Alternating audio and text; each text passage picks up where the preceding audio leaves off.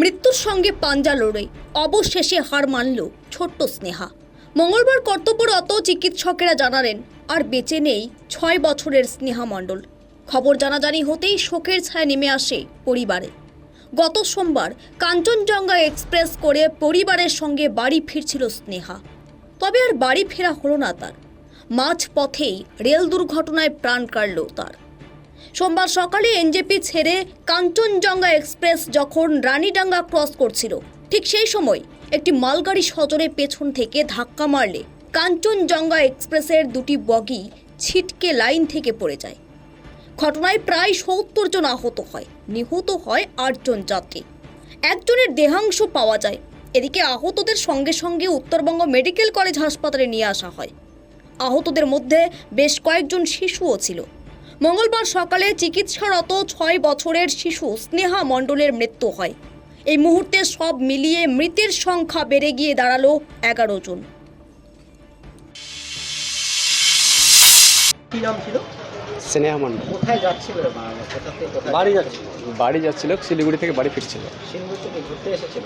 হ্যাঁ, শিলিগুড়ি ঘুরতে এসেছিল, ওনার আত্মীয় বাড়ি এসেছিল, হ্যাঁ, ওখান থেকে ফিরে যাচ্ছিল। রেলগেট স্টেশন থেকে উঠে। হ্যাঁ, আর কিছু বলে দেয়। আপনার নামটা? শ্যামল মণ্ডল। আপনি কাকা? হ্যাঁ, কাকা। কালকে মোট 37 জন ভর্তি হয়েছিলেন, তার মধ্যে 2 জনের কন্ডিশনটা এমন কিছু খারাপ ছিল না, তারা নিজেরাই ডিসচার্জ অন বন্ড করে চলে গেছেন। আর ভর্তি থাকা পেশেন্টদের মধ্যে একজন পেশেন্ট কাল ট্রমা কেয়ার ইউনিটে মারা গেছেন। শুরু থেকেই খুব খারাপ ছিলেন, লাইফ সাপোর্টে ছিলেন। আর একটি বাচ্চা মেয়ে আনফর্চুনেটলি তার ডিগ্লাভিং ইনজুরি ছিল, ফ্র্যাকচার ছিল পায়ে এবং লিভার স্প্লিন রাপচার ছিল। তো কালকে সার্জেনরা অনেক চেষ্টা করে অপারেশন করে ব্লিডিং রেস্টোর করেন, কিন্তু তারপরে ডিআইসি এবং হয়ে সেই পেশেন্টকে আমরা বাঁচাতে পারিনি। পিকুতে ছিল, আজকে সকালবেলা আমরা তাকে হারিয়েছি।